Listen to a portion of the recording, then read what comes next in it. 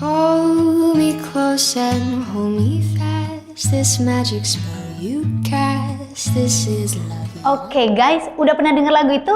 Judulnya La Vie en Rose, yang artinya hidup itu indah banget. Bahkan ada movie-nya loh guys, ada filmnya tentang Life is Beautiful. Tetapi pernah nggak sih lu mikir, atau saat ini lu constantly mikir kalau hidup gue itu benar-benar nggak seindah itu? Hidup gue itu selalu dipenuhi dengan masalah. Dan kenapa ya gue kok sosial?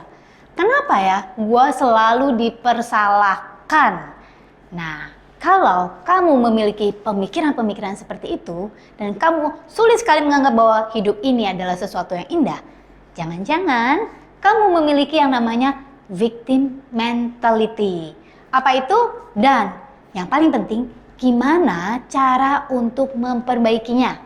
Stay tune sampai akhir video ini.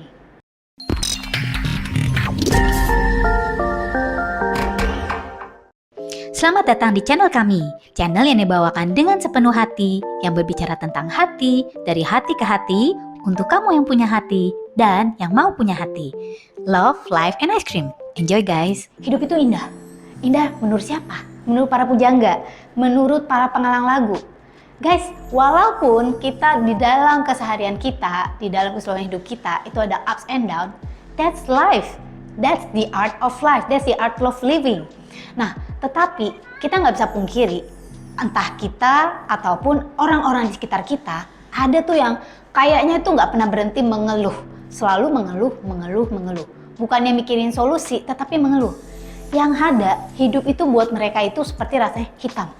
Seperti rasanya ada di kubangan lumpur. Seperti rasanya gue kepengen cepet-cepet mengakhiri hidup aja deh. Hari ini kita akan ngebahas tentang yang namanya victim mentality.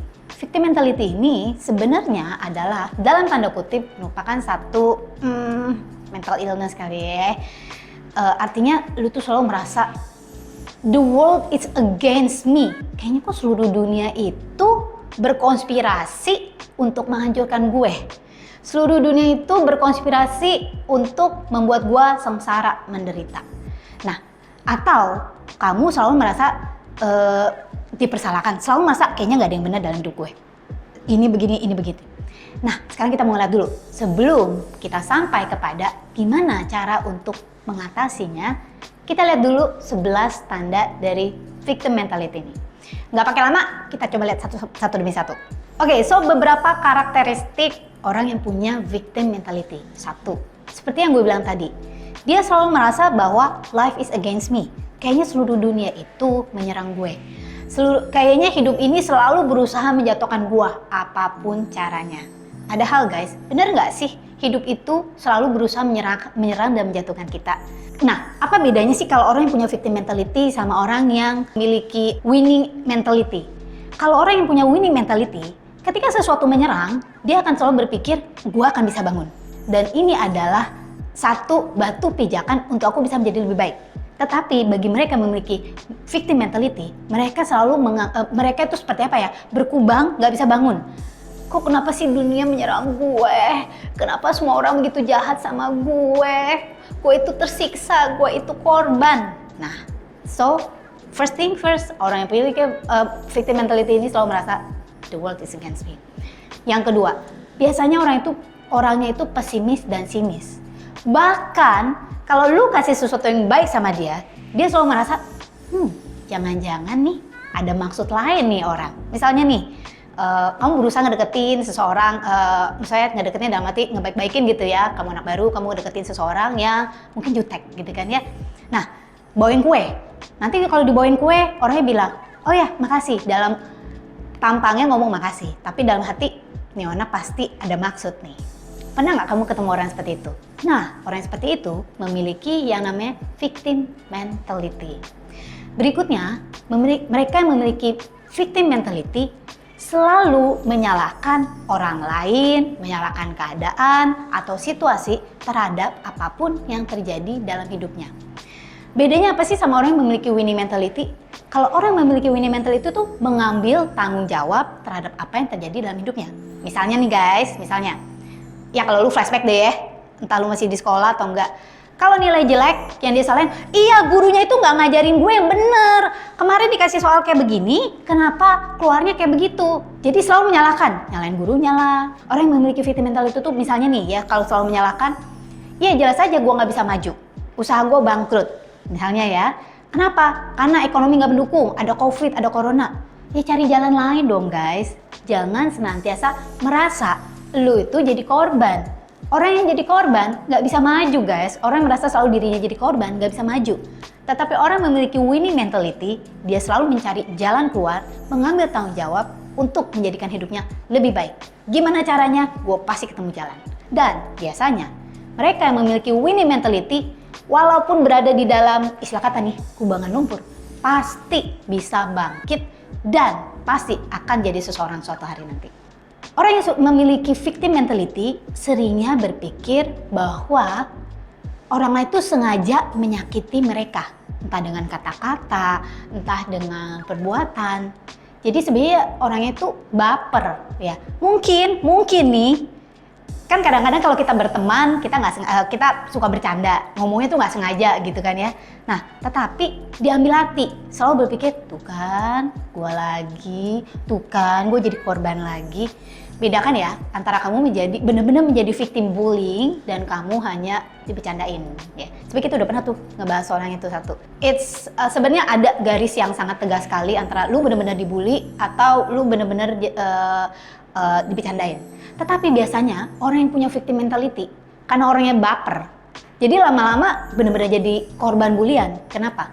Ingat, apapun yang lu rasakan dalam hati itu terpencar keluar. Dan by law of attraction, lu menarik apa yang sesuai dengan yang ada di dalam diri lu.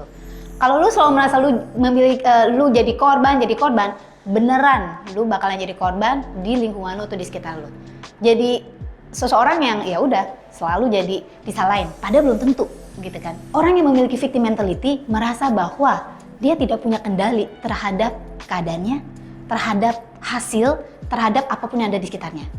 Kenapa? Sekali lagi, mereka yang memiliki winning mentality itu mengambil tanggung jawab dan melakukan sesuatu.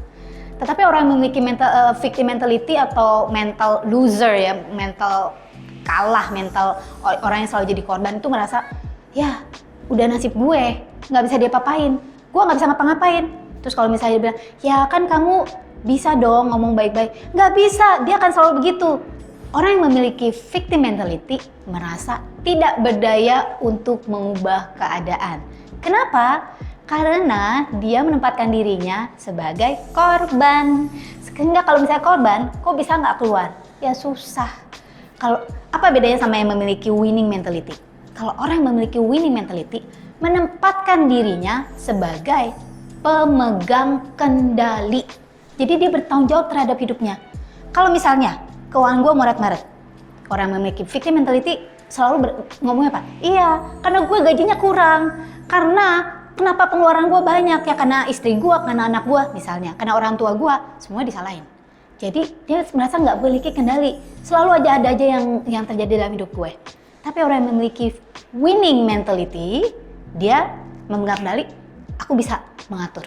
So ini bedanya ya guys ya, satu nggak mau ngapa-ngapain karena dia merasa nggak punya kendali, yang satu dia megang kendali dan dia berusaha belajar dan mau melakukan sesuatu. Next, orang memiliki victim mentality, nah ini gampang nih lu lihat. Dia biasanya nih suka cerita, kalau ceritanya itu menceritakan kepada orang lain betapa malangnya nasibnya, betapa malangnya hidupnya. Dan dia merasa menang kalau dia bisa cerita kalau dia tuh lebih sial dari orang lain. Nah, kayak apa? Misalnya nih kita cerita, gue kemarin baru jatuh lu, gila, aduh sakit banget. Wah, lu mah gak ada apa-apanya. Gue kemarin udah jatuh, ya, udah kepleset, terus kayak gitu ketimpa, bisa kata udah jatuh ketimpa tangga. Udah kepleset, terus udah gitu kesiram air panas, gila, pokoknya parah banget deh, gitu. Jadi dia selalu merasa menang kalau dia bisa ceritain dia tuh lebih sial dari orang lain. Atau orang yang memiliki victim mentality ini, kalau datang ke meja kita atau misalnya telepon kita, dia bukan cerita sesuatu kabar-kabar bahagia atau kabar-kabar gembira. Yang diceritain adalah, aduh lagi, gue begini dan gue begitu. Yang ada kalau kita ngedengerin, rasanya drain out gitu, artinya aduh energi gue juga ikut turun gitu kan ya. Kalau gue ngomong aura gue kok jadi turun ya, kenapa? Vibrasinya nggak enak, ngedengerin cerita yang sedih terus, cerita yang menyedihkan, cerita yang oh my god kenapa hidup gue selalu sial. Orang yang memiliki victim mentality punya kebiasaan menyerang dan menuduh orang-orang di sekitarnya, menuduh kalau mereka itu ya punya satu maksud yang nggak baik gitu ya. Misalnya nih, kalau misalnya dinasihatin, misalnya kita menasihati seseorang, selalu dibilang, ya deh gue lagi yang salah kan, gue lagi kan yang salah. Padahal ketika kita berusaha menasihati atau kita memberikan ide-ide atau pendapat, saran-saran, kita tidak sedang menyalahkan dia. Kita sedang, walaupun kita udah bungkus dengan kata-kata yang manis, kita ingin dia improve, dia merasa, iya gue tahu, gue ngerti kok, gue lagi kan yang salah. Ya kan, lu kan yang bener, atau misalnya dia kan yang bener, gue lagi yang salah. Nah, susah kan guys? Orang seperti ini memiliki fixed mindset yang agak sulit dirubah. Kalau ini adalah kamu, sudah waktu kamu bertobat guys. Berusaha untuk terbuka terhadap saran orang lain tanpa punya prasangka buruk bahwa orang ini memiliki maksud yang jelek atau bahkan menuduh kamu melakukan sesuatu. Oke, nextnya kamu lihat nih. Kalau kamu suka merendahkan diri kamu sendiri, rendah hati beda dengan merendahkan diri ya guys. Kalau rendah hati itu sebenarnya kita cuman maksudnya we being humble gitu ya. Tetapi rendah diri ini selalu dalam tata bahasa kamu ketika kamu ngobrol sama teman, kamu sepertinya menempatkan diri kamu less than everyone else. Misalnya, alah gue mah gak ada apa-apanya. Gue tahu deh gue gak ada apa-apa dibanding lu misalnya. Atau misalnya enggak lah, gue mau goblok, gue nggak bisa ngerjain gitu, udah lu aja gitu. Jadi dia selalu merasa dirinya kurang. Ini salah satunya ya. Dan dia selalu merasa ya udahlah, emang nasib gue seperti itu, gue terima aja. Padahal dalam hati dia kesal. Dan juga karena mereka merendahkan dirinya, mereka itu agak susah untuk maju. Kenapa? Karena rasa gue nggak cukup pintar, gue nggak cukup baik, gue nggak cukup, semuanya nggak cukup. Nextnya, mereka yang memiliki victim mentality selalu merasa bahwa mereka menjadi target bullying. Jadi dia selalu ketakutan dan dia selalu merasa insecure, berada di mana-mana, dan akhirnya memang itu yang terjadi di dalam hidup dia. Nah, hati-hati guys. Ketika kamu belum membisikkan diri kamu dan kamu selalu merasa lu jadi korban, walaupun sebenarnya kamu berada di lingkungan manapun yang sebenarnya ada lingkungan yang baik, lama-lama kamu mungkin benar-benar menjadi target bullying ini sendiri. Next, mereka yang memiliki victim mentality menolak untuk menganalisa apa yang ada dan yang terjadi di dalam hidup mereka. Jadi biasanya ini ya itu seperti gue bilang tadi, fixed mindset. Sebenarnya bisa nggak sih kita perbaikin hidup kita? Bisa nggak kita menjadikan hidup kita itu indah? Life is beautiful. Bisa banget guys. Tetapi karena dia udah terlanjur memiliki victim mentality ini, dia itu biasanya nolak ngelihat. Kalau orang pun bilang berusaha menasihati dia akan nolak. Udah gue udah ngerti, gue udah tahu, pokoknya gue udah gak mau dengerin. Istilah kata seperti itu. Menolak, melihat, dan menganalisa secara jujur hidup mereka. Dan merasa ya terima nasib aja. Yang terakhir, ini yang paling nyebelin. Meskipun ada hal yang baik yang terjadi di dalam hidup mereka, orang yang memiliki victim mentality selalu menemukan sesuatu yang bisa dikomplain. Nah misalnya nih, diajak untuk liburan yang enak. Yeay, semua orang tuh senang liburan. Tetapi nanti dia komplain, di jalan dia komplain. Jalannya lama ya, macet ya. Terus itu misalnya nanti liburannya itu ke pantai, gila panas ya, gue sih udah gak mau nih kayak begini. Atau dia dikasih sesuatu makanannya sih enak, tapi kurang banyak. Nah misalnya gitu. Atau misalnya dikit banget sih, pelit banget. Nah misalnya hal-hal seperti itu. Selalu menemukan sesuatu untuk dikomplain. Capek banget gak sih guys kalau kita hidup bersama orang yang memiliki victim mentality? Nah, kalau kamu ada di dalam salah satunya ini, misalnya kamu menemukan lebih dari 5 karakteristik ini di dalam diri kamu, hati-hati. Mungkin kamu sudah memiliki tanda-tanda victim mentality ini. Tetapi, is it the end of the world? Tentu aja enggak. Gimana sih antidotes-nya atau obat untuk ngobatin victim mentality ini? Yang pertama nih guys, secara singkat aja. 1. Belajar bersyukur. Jadi kalau yang victim mentality ini selalu menyalahkan, selalu komplain, selalu bisa mencari hal-hal yang nggak beres dalam hidup. Dengan gratitude, dengan bersyukur, kita belajar melihat segala hal-hal yang baik yang kita bisa syukuri dalam hidup kita. Karena ya kalau lu bisa mensyukuri, tentu aja dong guys, lu bisa ngelihat bahwa life is beautiful. Dan satu lagi, antidote dari victim mentality ini adalah mengambil tanggung jawab terhadap hidup kamu dan terhadap apapun yang terjadi dalam hidup kamu. Jangan menyalahkan orang lain, tetapi belajar mengambil tanggung jawab itu dalam diri sendiri dan belajar untuk mengubahnya, mengembangkannya. Sekarang di dunia sekarang banyak banget guys, banyak cara untuk mengubah hidup kita menjadi lebih baik. Salah satunya dengan kamu subscribe di channel kita. Tentu aja. Sampai di sini jangan lupa untuk komen di bawah ini ya guys tentang tanda-tanda victim mentality. Benar gak ada di kamu? Atau kamu pernah ngelihat atau merasakan ada orang-orang di sekitar kamu yang memiliki hal-hal ini? So, komen ya guys, komen, like, and share video ini. And tentu aja jangan lupa untuk nonton video-video kita yang lainnya. Saya dengan Angelica Ariel Savio. Don't forget to live extraordinary and live your life to the fullest. And of course, life is beautiful.